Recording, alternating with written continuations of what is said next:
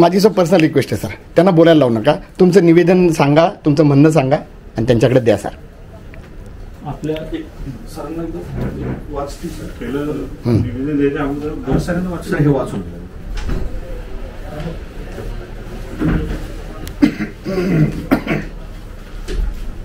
2017ला आहे ना आपण मोर्चा काढला होता एसआरच्या विरोधामध्ये.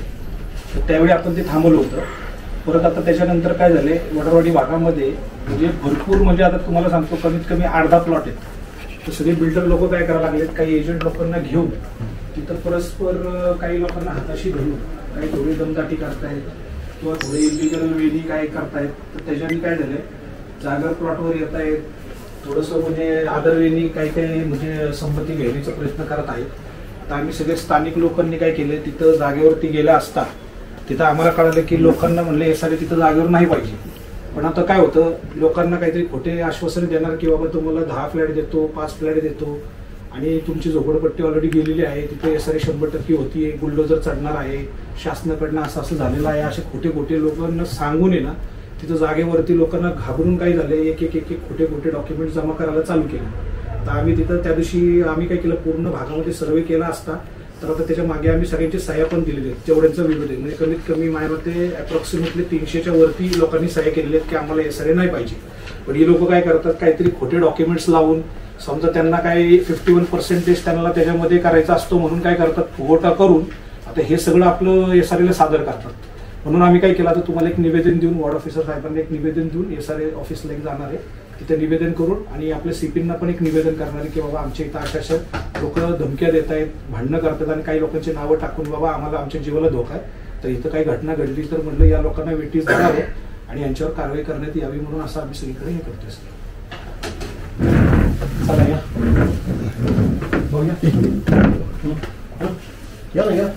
ते काही तिकडे या ना, तिकडनं काही सर, तिकडनं या तुम्ही, तिकडनं या मध्ये सर, तुम्ही मध्ये थांबा, मी घेतो फक्त. रोहनचे वडील तुम्ही ओळखता, ते IAS ऑफिसर होते कामडी साहेब, तुमचे मोठे अशोक कांबळे. हा मुलगा हा लंडनला असेल. बघूया खास आला तो आमच्यासाठी, खास मित्र जाऊन त्या साईडला थांबा. आता पूर्ण घ्या, मला पाठवा. फोटो दाखवला मला, म्हटलं साहेब माझे फॅमिली मेंबर आहेत, आमच्याकडे लक्ष द्या, झोपडपट्ट्यांना संवेदनशील विषय आहे. तुम्ही थोडं प्रायव्हेट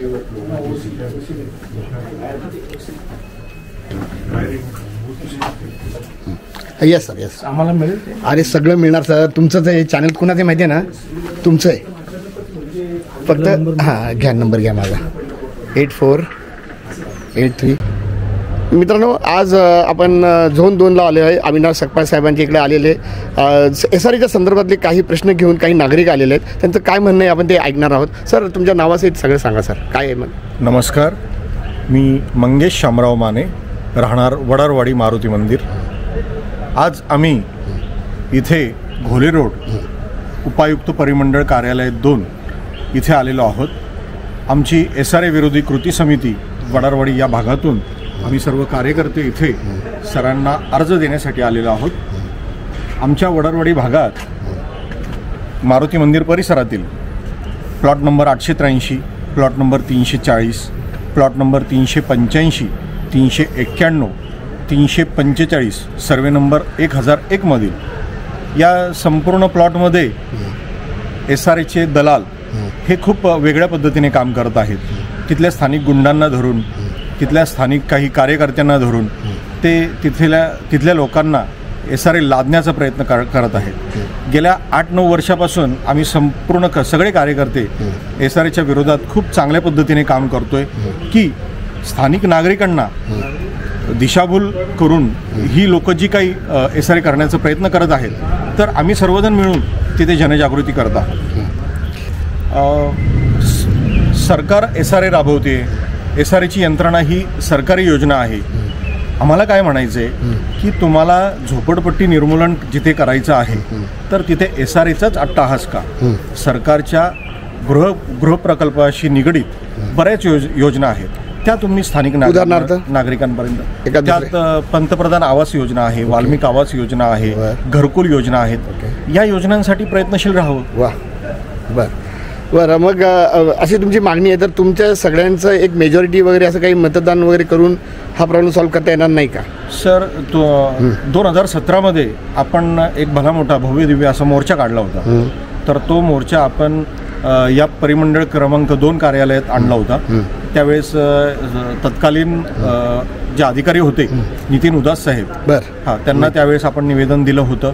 त्यानंतर सलग 4-5 वर्ष ही संपूर्ण यंत्रणा थांबली होती. अच्छा, बरोबर. गेल्या 7-8 महिन्यांपासून हे सगळे SRAचे दलाल लोकांना धमकावून त्यांच्याकडून संमतीपत्र घेण्याचं वगैरे काम करत आहे. बरं, नागरिकांच्या म्हणजे त्यांना जे हवं आहे त्याच्या विरुद्ध तर होणार नाही एवढं नक्की.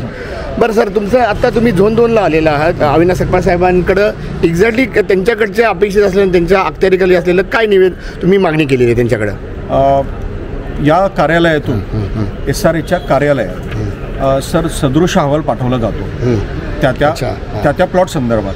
तर मग तो सदृश अहवाल इथून एवढ्या मोठ्या प्रमाणात समजा नागरिकांचा विरोध आहे तर मग तो सदृश अहवाल तिथे पाठवण्यात न यावं यासाठी आम्ही हा अर्ज दिलेला. Very good. आज आमच्या वडारवाडीतील SRA विरोधी कृती समितीचे प्रश्न TV 10 हे सर्व लोकांसमोर जनतेसमोर मांडत आहेत. त्यासाठी TV 10चे खूप खूप धन्यवाद.